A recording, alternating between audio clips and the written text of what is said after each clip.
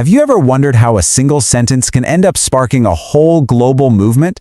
Well, today, we're going to break down the anatomy of a message. We're going to use a daily devotional as our blueprint to see exactly how it guides a reader from just a simple idea all the way to a worldwide commitment.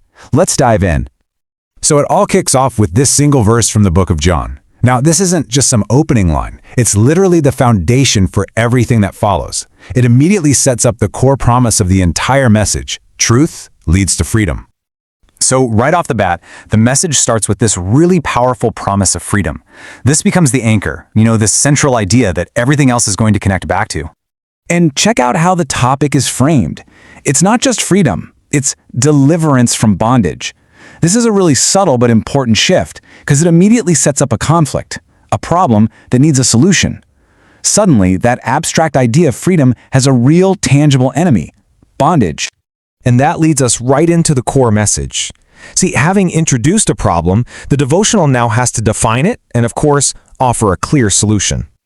First things first, you gotta define your terms. Bondage isn't just left hanging there as some big abstract word. Nope, it's broken down into really relatable human experiences, things like fear, sin, and oppression. This creates an immediate connection, inviting you, the reader, to see your own struggles right there in the text. And here is the solution, laid out as this really powerful side-by-side comparison.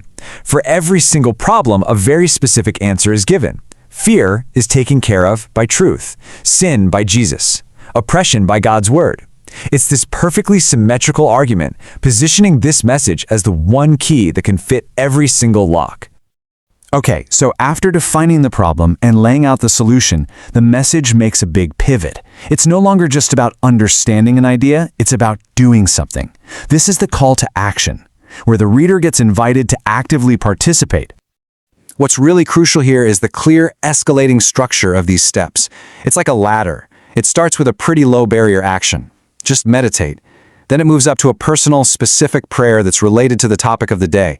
And finally, it all leads to the biggest step, a guided prayer of salvation, which, represents a major life commitment. This line right here, taken straight from that prayer of salvation, this is the turning point. It's the declaration of intent. It's the moment the reader actually says the words and commits to a brand new path. This is what transforms the simple act of reading into a personal decision, a really pivotal moment. So, what happens after you make that personal decision? Well, the message immediately shifts its focus again. It moves the individual from their own personal journey into something much, much larger and more collective. Let's take a look at how it makes that switch. Right after you make that commitment, there's immediate reinforcement. An ebook is offered to help you understand the choice you just made. This is a classic engagement strategy, right? You provide immediate value and resources to solidify a decision, and of course, to keep that person connected. And then the scale just explodes. We go from one person's prayer to this number, 500 million. This is where Operation 500 Million Souls for Christ gets introduced. The focus just dramatically shifts from the reader's personal salvation to being part of a massive global mission. The personal becomes universal. And here's how they make that connection feel practical and real. The message gives you 3 distinct ways to join the mission, and it really caters to different levels of commitment.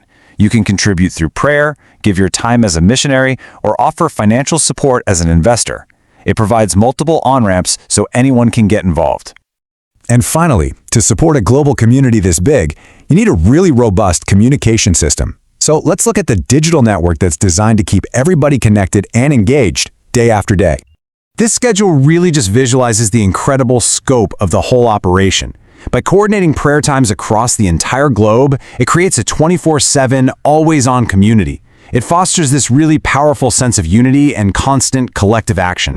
And this is the digital machinery that powers the whole thing. The organization uses a full ecosystem of platforms, everything from WhatsApp for daily prayers to Telegram for podcasts, plus a huge presence on Facebook, TikTok, and YouTube. This multi-channel approach makes sure a follower can be reached and engaged with multiple times a day, no matter where they are online.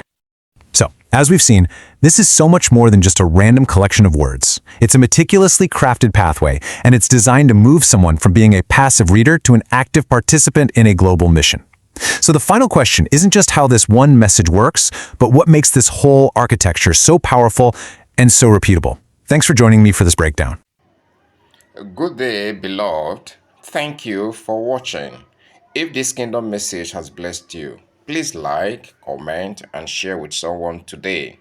Stay connected with God's servant David Felix Nwefulu by subscribing for more daily kingdom inspirations and turn on your notification button so you do not miss a word that strengthens your faith. God bless you.